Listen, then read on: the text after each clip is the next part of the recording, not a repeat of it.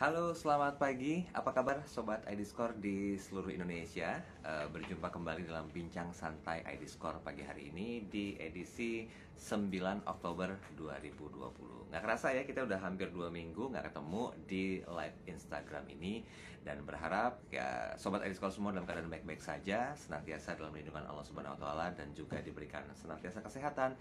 Tapi jangan lupa ya, kita masih di era pandemi COVID-19. Jadi buat Anda Sobat ID Score, tetap jaga jarak aman Anda, physical distancing, walaupun saya anti banget dengan kata-kata social distancing karena kita makhluk sosial, dan tentunya jangan lupa penerapan 3M-nya, menggunakan masker, kemudian juga mencuci tangan dan juga menjaga jarak. Nah, sehat-sehat semuanya. Semoga perbincangan 30 menit ini memberikan satu edukasi, walaupun tidak begitu masif ya, ini mengenai satu hal yang kerap kali dibahas di dapur dari sebuah perusahaan dengan penerapan sistemnya. Nah, kalau boleh saya review sedikit, pada 2 minggu yang lalu kita bincang santai bersama dengan Pak Yohanes Arts Abimanyu tentang transformasi digital bagi lembaga keuangan. Nah, hari ini kita akan coba lebih spesifik membahas tentang hal yang berhubungan dengan bagaimana sih pentingnya penerapan enterprise risk management pada perusahaan. Nah, saya mau menyapa dulu, terima kasih buat Anda yang sudah bergabung. Oh ya, bagi Anda Sobat ID Score yang belum bergabung, silakan Anda bisa follow Instagram kan rekan-rekan Anda bahwa setiap 2 minggu kita menyalakan bincang santai ini. Banyak tema yang kita bahas tentang bagaimanakah ID Score sendiri, atau mungkin semua hal yang berhubungan dengan edukasi bagi lembaga keuangan. Nah, agak terdengar sulit dengan tema hari ini, tapi kita akan coba berikan edukasi tipis-tipis bersama dengan orang yang expertise di bidangnya. Beliau ini memang seorang Head of Governance Risk Management Compliance-nya dari Pepindo Biro Kredit. Oh ya, sebelum kita bahas tentang tema ini, saya mau ajak Anda yang ingin berinteraksi, silakan bertanya di kolom komentar atau di room chat kami. Nanti pelan-pelan kita akan coba bahas lebih maksimal tentang apa yang ingin Anda ketahui lewat pertanyaan tersebut. Yuk, langsung saja kita bahas tentang pentingnya penerapan enterprise risk management pada perusahaan. Ada Pak M. Rizky Nasser, selaku Head of Governance Risk Management Compliance dari Pepindo Biro Kredit. Saya biar kelihatan setara mudanya, saya menyapa Mas Riri. Mas Nasser, selamat pagi. Selamat pagi Mas Deril, selamat pagi juga buat teman-teman semua yang sudah join. Oke, gimana kabarnya hari ini Mas Nah, Nasser? Sehat ya Mas Nasser ya? ya, Oke, Mas Nasir, kalau kita melihat tentang pentingnya penerapan enterprise risk management pada perusahaan, ini boleh kita kasih gambaran sedikit nggak, elaborasi sebelum kita masuk ke intinya? Sebenarnya di pandemi COVID-19 ini, seberapa penting sih penerapan dari enterprise risk management sebelum kita bahas ya apa sih IARM itu sendiri? Boleh, gimana Mas Nasir? nah, jadi kalau kita mau lihat ke penerapan di perusahaan sehari-hari, kita tahu kan Mm-mm. bahwa dalam menjalankan bisnis perusahaan itu pasti akan selalu menghadapi apa yang dinamakan dengan ketidakpastian gitu. Jadi Mm-mm. Mm-mm. dalam menjalankan sebuah bisnis pasti akan banyak ketidakpastian yang akan muncul selama perjalanan menjalankan bisnisnya itu. Nah, risk Mm-mm. management ini fungsinya adalah justru untuk mengidentifikasi ketidakpastian-ketidakpastian itu apa saja hal-hal uh, yang mungkin muncul di masa yang akan datang yang bisa mengganggu pencapaian objektif atau sasaran dari perusahaan itu sendiri. Nah, jadi Mm-mm. fungsinya adalah kalau kita bisa siap-siap dari jauh-jauh hari, kita bisa tackle itu apa namanya hal-hal negatif yang mungkin muncul di masa yang akan datang. Uh, Otomatis bisnis kita kemungkinan suksesnya untuk mencapai sasarannya pasti akan jadi lebih tinggi. Itu. Nah, kalau Mm-mm. kita mau ngomong ke risk management itu sendiri, enterprise risk management, jadi dalam enterprise risk management itu adalah pengelolaan risiko atau manajemen risiko yang bisa dikatakan terintegrasi dan menyeluruh dari sebuah organisasi, baik di level perusahaan ataupun di level di bawahnya divisi-divisi atau bisnis-bisnis unit. Jadi dengan identifikasi risiko secara terintegrasi dan menyeluruh, diharapkan itu bisa didapatkan sebuah profil risiko yang memang apa sih yang paling matter buat perusahaan ini untuk diprioritaskan untuk dikelola risikonya. Jadi Mm-mm. dengan begitu diharapkan perusahaan itu bisa apa namanya berjalan lebih efektif dan lebih efisien dalam menjalankan bisnisnya. Gitu. Oke, kalau perkembangannya di era pandemi COVID-19 ini tetap sustainable kah atau mungkin juga perlu ada agility lagi untuk bisa lebih menyeimbangkan dengan keadaan di sebuah perusahaan, Mas Nasir? Iya. Justru di dalam masa pandemi COVID seperti ini, peran risk management itu menjadi apa ya, exposure-nya menjadi lebih penting lagi gitu, karena kita tahu pada sebelum era pandemi COVID aja kita sudah menghadapi yang namanya uncertainty itu udah banyak sekali di dalam sebuah bisnis. Ditambah lagi di dalam pandemi ini banyak kejutan-kejutan baru yang tidak disangka sebelumnya ibaratnya gitu. Nah justru Oke. pentingnya adalah dengan adanya risk management ini kita bisa dari jauh-jauh hari kita udah bisa tahu nih apa aja yang kira-kira karena munculnya pandemi ini kita bisa tahu apa aja yang mungkin bisa mengganggu bisnis model atau bisnis operating model dari perusahaan, perubahan di dunia makronya yang berpengaruh terhadap perusahaan ke depannya seperti apa. Lalu apa yang bisa kita lakukan, jangan sampai telat gitu. Kalau udah telat kan nanti baru kita melakukan perubahan, udah keburu dalam tanda kutip udah keburu kejebur duluan, kalau udah tenggelam nanti udah nggak ada gunanya gitu. Jadi jauh-jauh hari udah bisa kita identifikasi hal-hal apa aja yang bisa mengganggu perusahaan kita, itu kalau perlu kita melakukan perubahan untuk adapt dengan apa namanya kondisi pandemi sekarang, ya kita bisa lebih inilah apa namanya lebih siap menghadapi efek-efek negatif yang mungkin muncul ke depannya gitu. Oke, pelan-pelan ya kita jabarkan dulu ya tentang perdefinisi enterprise risk management itu. Itu apa sih sebetulnya? Nanti kita baru masuk ke bedanya dengan manajemen risiko lain itu seperti apa. Mungkin pertanyaan pertama saya dulu tentang enterprise risk management. Sosok siapa itu dan siapa sih sebenarnya? Jadi kalau kalau dari awalnya ya, kalau secara apa namanya secara bahasa akademisnya lah gitu, risk itu disebut apa namanya dijabarkan sebagai effect of uncertainty on objectives gitu. Jadi definisi simpelnya adalah dampak dari ketidakpastian terhadap tujuan, terhadap sasaran. Jadi dua elemen penting yang kita harus tahu adalah pertama kita harus clear dengan objektif kita apa dulu gitu. Jadi ketika kita nggak pasti dengan objektif kita, nanti kita bingung, akhirnya nanti mengidentifikasi risikonya akan lari kemana-mana. Nah dengan apa namanya kita tahu objektif kita yang clear itu apa, lalu kita bisa melihat uncertainty atau hal-hal yang ketidakpastian yang mungkin muncul yang bisa mengganggu, kalau muncul itu bisa mengganggu pencapaian objektif kita itu apa aja, itu bisa kita identifikasi dengan baik dan lebih spot on gitu, lebih tepat sasaran, jadi nggak lari kemana-mana, dan nanti langkah mitigasi yang perlu kita lakukan juga lebih tepat sasaran, lebih efektif. Jadi kalau kita ngomong balik ke enterprise risk management, itu adalah pengelolaan risiko yang terintegrasi dalam sebuah perusahaan dari segala sisi gitu. Ini menarik nih kalau kita melihat dari istilah dari segala sisi ya. Nah, sedangkan faktanya di setiap perusahaan juga pasti punya manajemen risiko. Bedanya apa Mas Ansar secara spesifiknya? Betul. Jadi kita tahu bahwa mungkin istilahnya enterprise risk management adalah kayaknya sebuah istilah yang grande gitu ya, yang baru, yang kesannya besar. Tapi kita tahu bahwa yang namanya manajemen risiko itu sebenarnya udah ada dari zaman dulu gitu, dari bahkan sudah melekat di apa namanya bisnis proses perusahaan dari zaman dulu. Jadi orang sebenarnya secara tidak langsung tanpa disadari sebenarnya sudah melakukan yang namanya manajemen risiko, teman tidak secara terstruktur, belum terdokumentasi dengan baik, dan masih silo-silo kadang-kadang. Jadi apa namanya orang safety ibaratnya dari sisi safety punya acuan sendiri, kita tahu misalnya ada OHSAS gitu ya. Lalu nanti orang finance atau orang banking ada acuan standar sendiri di Basel gitu. Jadi sifatnya masih silo-silo. Nah dengan enterprise management ini seluruh aspek itu akan mengidentifikasi risikonya masing-masing.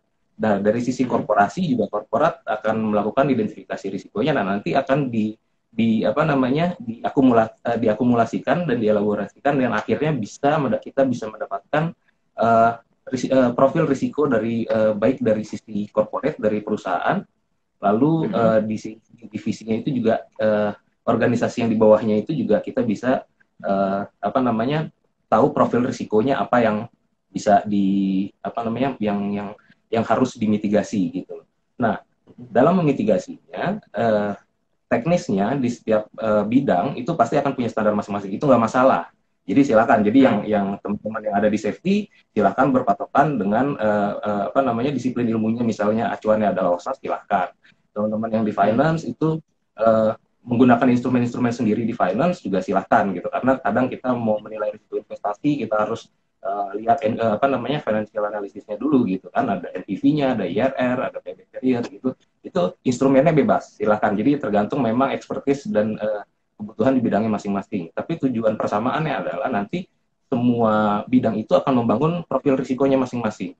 Nah, setelah dibangun profil risiko di setiap bidang itu, nanti akan diakumulasikan, akan di cascade ke level perusahaan ke atas. Nah, nanti akan didapatkan di profil risiko perusahaan itu sesuai dengan KPI atau objektif ya, atau sasaran-sasaran perusahaan itu apa saja yang akan mengganggu pencapaian sasaran perusahaan ke depannya gitu. Jadi bisa kita mendapatkan gambarannya secara menyeluruh, tidak silo-silo lagi. Oke, berarti ini kan kalau tiap-tiap divisi punya ERM sendiri, ini di bawah supervisi apa? BOD kah atau bagaimana sebetulnya? Betul. Jadi kalau dari sisi korporat, jadi dari sisi korporat itu kita kalau dalam manajemen risiko kita tahu yang apa yang namanya ada yang dinamakan risk owner gitu. Jadi risk owner itu sebenarnya adalah orang yang memang punya objektifnya, yang orang yang accountable, pihak yang accountable terhadap sebuah objektifnya, terhadap sebuah sasaran. Jadi kalau memang dari sisi corporate, KPI corporate pasti akan nempelnya itu melekatnya di direksi. Gitu. Jadi risk owner dari sisi risiko corporate itu ada di direksi. Nah, di level organisasi di bawah corporate gitu, bisa divisi, bisa departemen gitu. Nah, itu yang owning dari si KPI-nya atau si proses owner-nya itu siapa? Kalau misalnya ada kadifnya atau kepala departemennya, maka dia yang akan jadi orang yang accountable terhadap pengelolaan risiko di wilayahnya masing-masing. Gitu kira-kira. Jadi intinya penerapannya sebenarnya per divisi itu bebas ya, Mas Nasir. Cuman harus ada satu apa tadi yang dikatakan supervisinya ya, yang menyeluruh dari induknya itu ya. Betul. Jadi enterprise management itu sebenarnya guidance sebuah guidance untuk melakukan risk management secara keseluruhan di sebuah perusahaan dengan cara yang terstruktur dan terdokumentasi gitu. Dan akhirnya bisa termonitor dengan baik gitu pengelolaan risikonya. Oke, baiklah. So kalau kaitannya IRM dengan GCG ada nggak kira-kira Mas Nasir? Saya berpikir ke arah situ nih sebetulnya nih. Iya. Kalau kita lihat ya dari sejarahnya GCG mungkin setelah mulai populer setelah krisis kita 98 waktu itu ya. Jadi setelah 98 kayaknya perhatian dunia usaha, dunia bisnis, dunia profesional itu lebih menyoroti terhadap tata kelola perusahaan gitu. Gimana caranya agar perusahaan itu dikelola dengan baik, resilient, nggak mudah kolaps gitu, tahan terhadap segala tekanan yang mungkin muncul di market gitu, di pasar. Nah, kalau kita lihat pada prakteknya, ternyata risk management ini selalu menjadi sebuah elemen yang sangat penting yang selalu dilihat dalam penerapan GCG di sebuah perusahaan gitu. Jadi apakah tata kelolanya itu dilaksanakan dengan baik, itu biasanya salah satu elemen yang nggak pernah lepas gitu yang saya lihat adalah penerapan manajemen risiko gitu. Karena dengan manajemen risiko mungkin kalau kita ngomong patokan ke perusahaan TBK ya gitu, kalau kita melihatnya misalnya perusahaan-perusahaan yang memang kepemilikannya publik gitu, itu pasti calon-calon investor kan pengen tahu gitu ketika dia menanamkan investasi di perusahaan tersebut, ketika dia menanamkan uangnya dalam bentuk saham di perusahaan tersebut, dia pasti pengen tahu ini perusahaan dikelola dengan baik atau tidak gitu. Jadi saya harus tahu kalau saya taruh uang saya di sana aman atau enggak gitu. Salah satu caranya membuktikannya adalah dengan penerapan manajemen risiko. Jadi orang nggak cuman jalanin aja perusahaan, terus kalau tiba-tiba ada gangguan kejebur. Nah itu kan nggak bagus gitu. Justru dengan penerapan manajemen risiko dan manajemen risikonya itu didisclose ke market, gitu, si para calon-calon investor ini bisa lebih dengan PD-nya, dia tahu bahwa oh ini perusahaan nggak cuma jalan aja, dia tahu, dia sudah mencoba mengidentifikasi hal-hal apa aja yang mungkin menjadi risiko bisnis dia di masa yang akan datang. Dan kalau dia juga tahu gimana cara harus menghadapinya, si calon investor itu bisa dengan lebih PD gitu untuk menempatkan investasinya di perusahaan tersebut. Itu kalau contohnya di perusahaan TBK.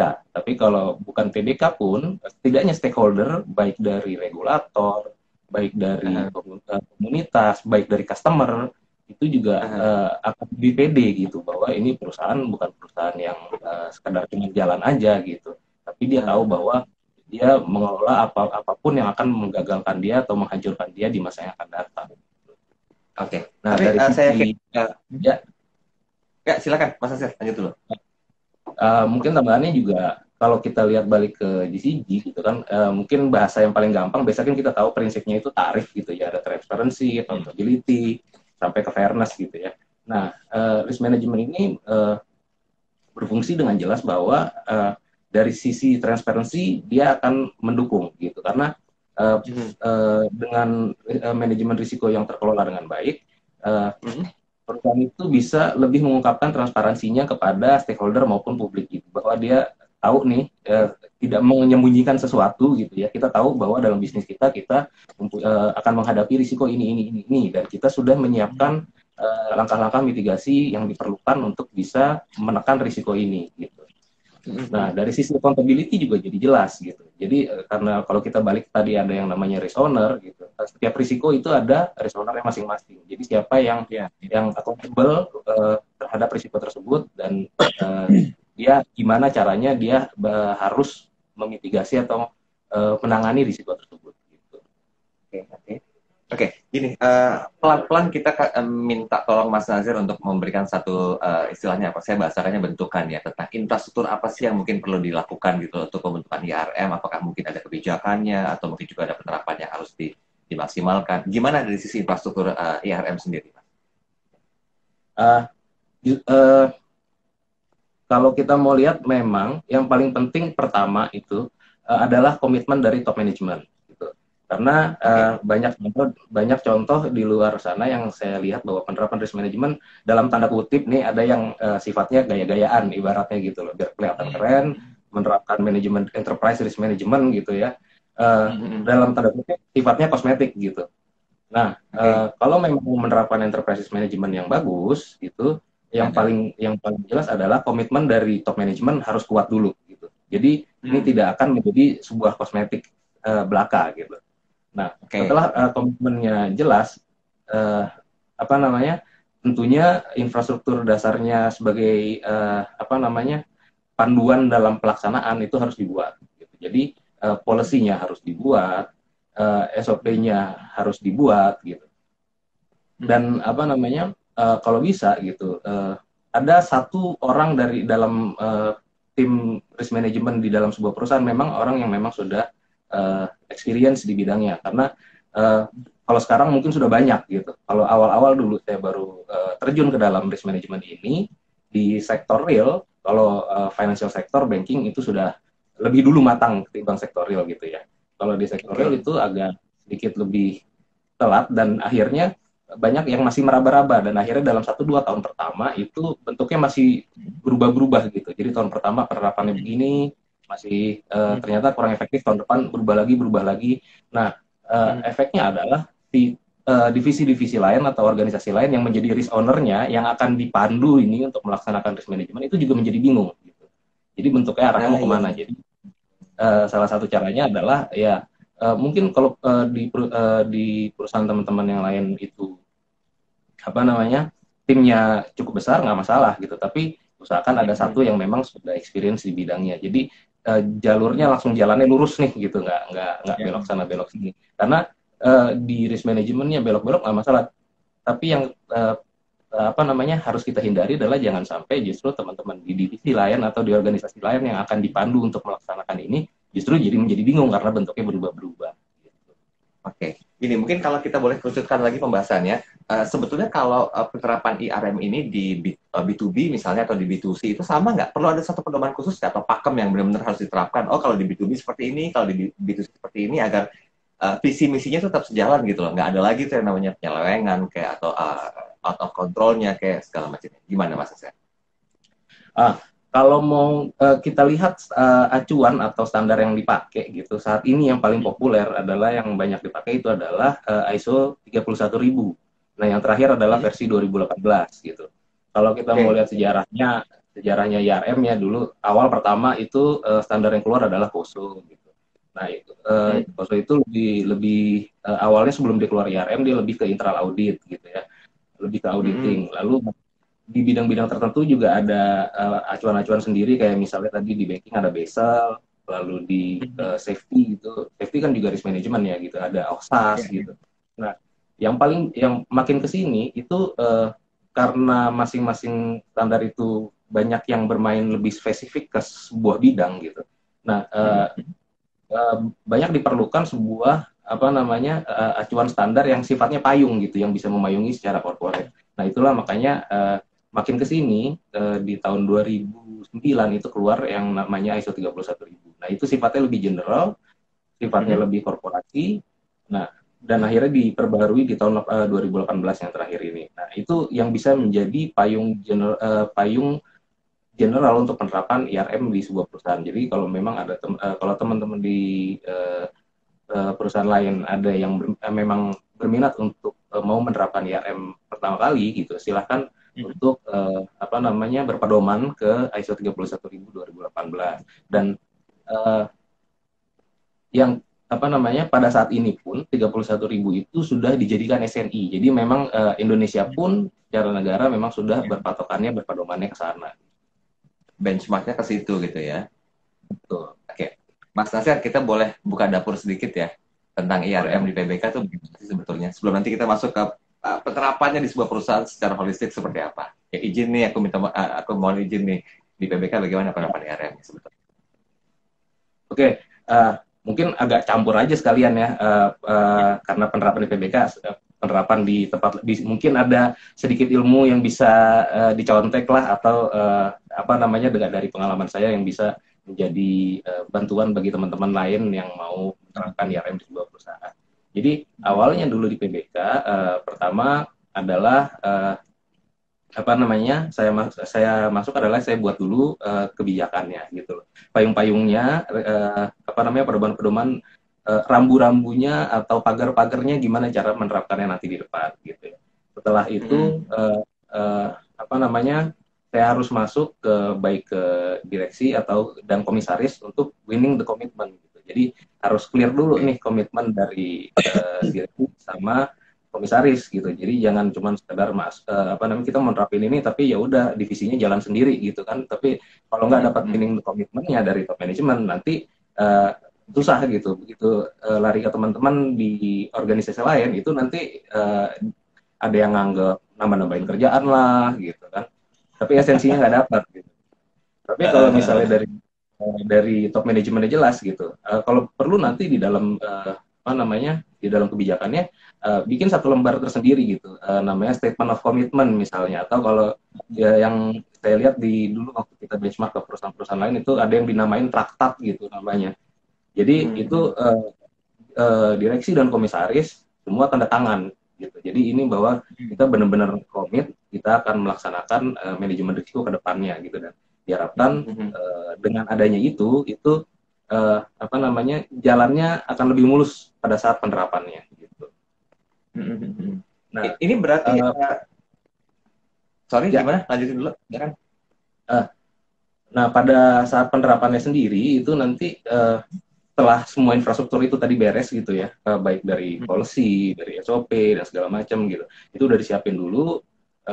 Lalu akhirnya begitu terjun ke lapangannya gitu, sebelum masuk mulai bikinlah workshop dulu gitu, atau apa namanya internal training lah buat teman-teman yang di lapangan. Jadi jangan tiba-tiba langsung dijeburin ke kerjaan ya, nanti mereka bingung nggak dapat esensinya seperti apa gitu. Masuk workshopnya dulu, kasihlah apa namanya dengan bahasa-bahasa yang gampang gitu, jangan namanya juga workshop ya gitu. Jadi jangan kayak training banget gitu, carilah dengan bahasa yang gampang. Gimana caranya mereka paham risk management ini apa dan kepentingannya apa buat mereka gitu. Nah, pada saat itu dan pada saat nanti berkomunikasi dengan teman-teman di organisasi lain gitu, berusahalah untuk bisa apa ya cari personal interest-nya yang bisa bersinggungan untuk bisa melaksanakan risk management ini. Karena kalau nanti waktu apa namanya kita udah ngasih kerjaannya dan mereka nggak dapat apa namanya emang pentingnya buat gue apa kerjain ini gitu. Nah, kalau interestnya nggak tersentuh gitu, nanti ya itu dalam tanda kutip ngerasanya akan nambah-nambahin kerjaan lah macam-macam gitu.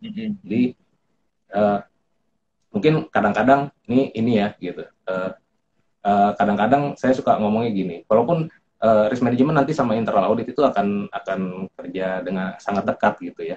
Tapi kadang-kadang saya ngomong sama teman-teman di divisi itu suka ini loh, apa namanya, secara natural organisasi-organisasi itu kan ada agak takut ya dengan namanya audit gitu ya.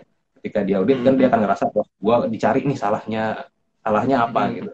Justru di situ salah satu triknya adalah risk management masuk adalah kita ini temen lo nih gitu loh. Gimana caranya kita identifikasi semua, kita tutup semua lubangnya, jangan sampai nanti begitu audit masuk ketemu banyak gitu. Dengan begini nanti temuan-temuan auditnya menjadi lebih sedikit gitu. Nah, dengan begitu kan personal interest-nya tuh mulai tersentuh ya. Jadi ada kepentingan pribadinya yang dia ngerasa, walaupun yang kita incar nanti ujungnya adalah kepentingan perusahaan, tapi ketika kita mau menerapkan itu kan kita deal with people gitu, dan ya kita harus bisa gaining trust dari orang itu harus ada. Nah, begitu mereka dapat personal interest-nya apa, akan lebih mudah nanti untuk masuk gitu mengerjakan. Nah, secara struktural nanti akan dikerjakannya adalah setahun sekali pada awal tahun kita akan bikin initial risk profile-nya gitu. Jadi semua divisi nanti atau semua organisasi akan bikin risk profile masing-masing berdasarkan KPI atau objektif-objektif yang dibebankan oleh perusahaan, ditugaskan oleh direksi kepada mereka gitu. Nah, itu mereka harus mengidentifikasi hal-hal apa aja yang mungkin muncul yang bisa mengganggu yang bisa menggagalkan mereka mencapai sasarannya itu, mencapai objektifnya itu.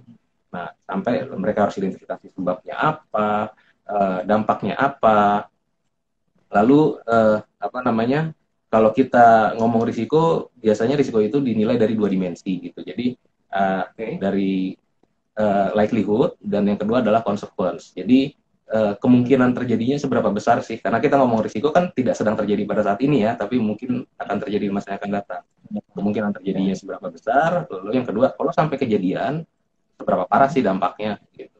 Nah, ketika nanti semua risiko sudah teridentifikasi, nanti teman-teman bisa membuat sebuah matriks risiko gitu. Jadi kelihatan nanti mana risiko yang levelnya paling rendah, mana yang risiko yang levelnya paling tinggi berdasarkan 2 dimensi yang dinilai itu tadi. Nah, dengan itu jadi lebih mudah untuk melihat kira-kira risiko mana yang lebih prioritas untuk saya tangani terlebih dahulu. Karena nggak semua risiko harus bisa ditangani dengan sempurna, karena kan pasti semua perusahaan atau semua organisasi punya keterbatasan kan, ada keterbatasan resource secara human resource, ada keterbatasan resource secara cost gitu ya. Jadi dengan terbangunnya matriks risiko itu, jadi kita bisa tahu mana yang harus kita tangani terlebih dahulu. Nggak semuanya bisa ditangani atau nggak semuanya harus ditangani pada saat ini juga gitu. Oke, jadi Mas Asep, kalau misalnya kita melihat dari apa yang Mas Asep sampaikan, ini kan tujuannya adalah sebenarnya untuk kebaikan pribadi, kemudian juga tim dan juga perusahaan. Ujung-ujungnya kan ke sana gitu ya. Tapi gimana caranya gitu agar tidak berbenturan dengan culture sebuah perusahaan? Perlu ada pendekatan dulu nggak, selain mungkin langsung ke BOD atau ke direksi, ke teman-teman staff yang mungkin sejawat itu bagaimana? Agar tidak terkesan ada satu perubahan kebudayaan atau culture di sebuah perusahaan dengan masuknya IRM ini? Kalau perubahan menjadi lebih baik pasti. Nah, cuma mungkin salah satu trik lagi yang bisa dipakai gitu kan. IRM nanti jangan cuma teman-teman yang akan menjalankan IRM ini jangan cuma ngerjain yang tadi, misalnya yang saya bilang membangun risk profile itu aja, itu kan memang kerjaan intinya lah dari IRM ya. Tapi pada kesehariannya dijalanin itu diharapkan jadi teman-teman yang di IRM ini nggak cuman ada di atas gitu. Jadi nggak cuman ngawang-ngawang di atas yang itu juga yang ngerjain yang tadi doang. Tapi turunlah ke bawah gitu. Bantulah kerjaan-kerjaan itu dalam mereka mengambil keputusan, dalam mereka menghadapi masalah. Jadi dengan itu juga sisi positif ya, teman-teman IRM juga jadi banyak ilmu baru gitu. Ketika bantuin teman-teman di finance misalnya, dia akan tahu itu misalnya gimana caranya handle AR gitu kan, gimana AR overdue, gimana caranya jangan sampai piutang itu macet gitu kan, gimana itu kan untuk menjaga revenue revenue streamnya tetap stabil gitu kan. Nanti misalnya bantuin teman-teman di operation gimana jadi akan belajar gimana caranya membangun sebuah sistem kerja yang efektif dan efisien gitu. Waktunya bisa kita padati, misalnya yang tadinya waktu kerjanya itu satu siklusnya itu panjang, dengan kita belajar bisnis prosesnya bisa kita bantu untuk padetin. Intinya jejak bumi lah gitu. Jadi jangan cuman mungkin kalau kita ngomong IRM itu akan banyak nanti bahasanya yang ada di awang-awang gitu kan, yang ada di langit. Tapi dalam penerapannya bantulah turun ke bawah gitu. Jadi apa namanya, dari satu sisi orang IRM juga ilmunya nambah gitu kan, dan yang teman-teman divisinya yang lain itu juga mereka akan ngerasa ini loh manfaatnya risk management buat kita gitu. Jadi ngomongnya nggak dulu, harus turun ke bawah. Iya, ada new culture ya yang terjadi dari atas ke bawahan ya, dari top to bottom ya, nggak mesti bottom ke top dulu yang mungkin agak sedikit sungkan, tapi dengan penerapan IRM itu hal itu akan terjadi ya. Oke, mungkin gini, terakhir saya ingin tahu Mas Nasir, ada do and don'ts-nya nggak sih ketika IRM sudah coba diterapkan sehingga bisa berjalan? Nah, untuk bisa konsisten dan juga komit menerapkan, kan ini agak PR banget nih Mas Nasir. Tipsnya bagaimana? Atau mungkin apa yang mungkin bisa di-sharingkan dari penerapan IRM di PBK sehingga masih konsisten terus dengan penuh komitmen dijalankan? Kalau ngomong agar konsisten ya, satu mungkin dalam tanda kutip ngeyel aja gitu. Kalau emang untuk urusan yang bikin risk profile dan lain-lain itu gitu kan, karena kalau itu sampai macet ya nanti agak susah gitu di satu sisi itu gitu. Nah apa namanya, yang don'ts-nya adalah kebalikan yang tadi saya bilang, jangan sampai orang risk itu cuma ngomong di atas doang gitu. Ya turunlah ke bawah gitu loh. Bantulah teman-teman jadi agar mereka itu juga bisa ngerasain manfaatnya, karena yang paling penting dari risk management itu bukan cuma yang identifikasi itu tadi gitu, identifikasi risiko itu tadi, tapi adalah sebenarnya risk management itu adalah tools yang paling penting dalam decision making gitu.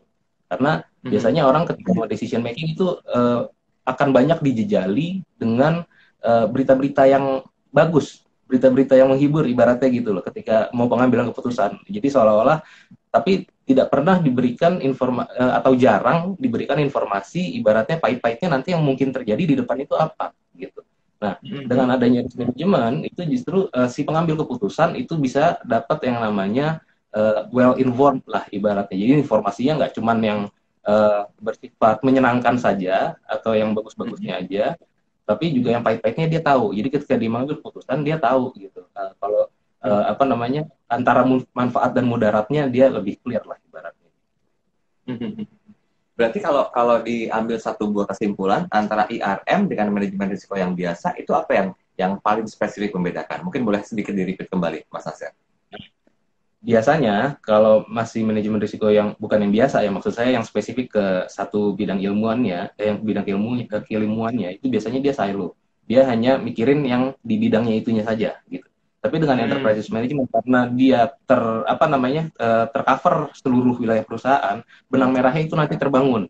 Jadi ketika terjadi risiko di sini gitu, itu nanti akan berdampak di tempat lain. Nanti akan kejadian nanti apa dampaknya di tempat lain, terus akan merembet nanti dampaknya ke tempat lain apa, ujungnya nanti bisa berdampak ke perusahaannya yang akhirnya apa. Nah dengan kayak gitu tuh justru kita bisa mengedukasi teman-teman di organisasi lain juga bahwa ini loh, kerjaan Anda itu kalau sampai kejadian di sini nggak beres atau kejadian di sini yang risikonya terjadi gitu, itu akan berdampak ke tempat-tempat yang lain, bisa jadi larinya ke sana, ke tempat ke tempat yang lain gitu kan. Nah dengan benang merahnya terbangun, jadi pemahaman view dalam pengelolaan risiko demi kepentingan perusahaan itu jadi terbangun. Gitu. Oke. Ini kan kalau saya tarik garis ke arah psikologis dan juga mindset-nya, ini kan PR banget nih buat orang-orang yang mungkin baru nerapin IRM ini. Mungkin Mas Nasir sempat merasakan juga gitu ketika bergabung di PBK harus ada satu proses pendekatan yang intinya itu merubah paradigma, merubah mindset. Berapa lama sih adaptasinya Mas Nasir? Kalau secara teoritisnya Mas Nasir? Mungkin saya kalau dari pengalaman saya biasanya akan mulai stabil prosesnya itu di tahun kedua lah ibaratnya. Tahun pertama itu betul. Tahun pertama itu gaining komitmen dulu lah, gaining komitmen sama memang mulai masuk membiasakan orang bahwa ada proses baru nih yang kita terapkan di perusahaan kita. Nah, ketika tahun kedua itu udah mulai pengulangan siklus. Jadi ketika siklusnya sudah mulai berulang, yang menerapkan itu dia sudah mulai unsur mulai terbiasanya itu sudah ada. Tapi tahun pertama itu kan pasti kayak orang transformasi itu pasti kaget kan gitu. Wah, ini ada yang baru sesuatu, ngerjainnya juga masih bingung-bingung gitu. Kadang dalam melakukan identifikasi risiko juga suka masih kebalik-balik, mana yang sebab, mana yang akibat gitu kan, gitu suka masih kayak begitu. Nah, biasanya ketika tahun kedua itu baru mulai stabil lah gitu. Walaupun maturity-nya sebenarnya risk management itu juga sebuah journey gitu, nggak akan namanya dalam satu atau 2 tahun akan langsung apa namanya establish dengan sempurna gitu. Pasti itu akan ada journey karena ada budayanya gitu. Ada satu risk culture yang harus diterapkan gitu.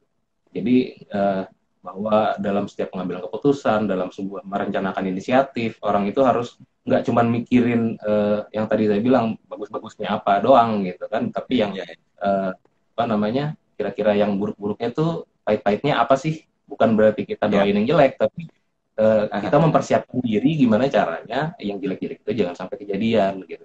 Jadi kalau mau ngomong bahasa ininya tuh inilah gitu, kalau dulu orang sebelum ada risk management itu orang mikirnya kumaha engke gitu ya, gimana ntar. Nah, dengan ada risk management ini kita balik jadi engke kumaha gitu. Nanti gimana? Oh, ntar gimana? Oke. Berarti perlu ada satu pemaksimalan out workshop nggak kira-kira kalau udah satu perusahaan yang menerapkan IRM ini sendiri? Begitu adaptasi awalnya, Mas? Perlu. Di awal pasti perlu. Jadi nggak cuman ngasih edukasi risk management itu apa, tapi kalau perlu sampai langsung aja simulasi gitu, nanti ngerjainnya itu gimana di workshop itu. Oke, baik Mas Nasir, saya punya waktu 3 menit lagi, jadi boleh nggak kita konklusikan apa yang masih belum termaksimalkan karena waktu kita sangat terbatas sekali, sehingga inspirasi atau insight yang disampaikan Mas Nasir ini bisa paling tidak jadi oleh-oleh lah buat sobat Ediscore nanti pelan-pelan belajar terapin IRM, walaupun perlu 2 tahun ya sebetulnya untuk maturity-nya ya. Ya gimana, apa yang mau Anda sampaikan Mas Nasir? Mungkin pesan saya buat apa namanya baik tadi buat teman-teman sobat Ediscore semua, yang pertama jangan apa ya, jangan patah semangat dalam nerapin ini karena menerapkan sesuatu yang baru itu pasti nggak mudah gitu. Dan dalam penerapannya jangan terlalu textbook gitu ibaratnya. Jangan cuma berpatokan terhadap apa namanya aturan atau standar atau kebijakan atau apapun itu gitu kan. Tapi turunlah ke bawah. Turun ke bawah, jejak bumi gitu, bantu teman-teman di divisi lain gitu untuk apa namanya mengelola risikonya, mengelola masalahnya apa, dan juga dalam penerapannya juga kita harus sadar bahwa kita dealing with humans gitu. Jadi harus sedikit memahami personal pendekatan personalnya itu ada, karena kalau kita strict pakai structure dalam menerapkannya, dalam apa namanya pakai power atau pakai structure gitu dalam menerapkannya, percayalah itu akan sulit, akan banyak batu sandungannya dan resistensinya juga jadi banyak. Nah, yang akan susah adalah ketika nanti salah cara pendekatannya dan akhirnya banyak resistensi, itu nanti untuk winning back trust-nya itu akan lebih sulit. Jadi menurut saya sih kita sadar juga personal apa namanya pendekatan personal itu sangat penting. Gitu. Oke, baiklah. Mungkin saya simpulkan sedikit. Ya, karena kita tahu misalnya menghadapi teman-teman yang di sales atau marketing dan menghadapi teman-teman yang di finance itu nature karakternya pasti beda. Gitu. Ya. Dan ini kadang-kadang membuat kita tuh tidak bisa mengenal satu dengan yang lainnya ya. Tapi mungkin di penghujung akhir, izin saya mau nambahkan sedikit. Resiko itu nggak pernah bisa dihindari, tapi bisa diminimalkan. Untuk itulah perlu manajemen resiko yang merupakan satu hal yang terkoordinasi dan bisa terukur dengan penerapan IRM sendiri. Mas Nasir, terima kasih banyak loh ngobrol santai kita hari ini.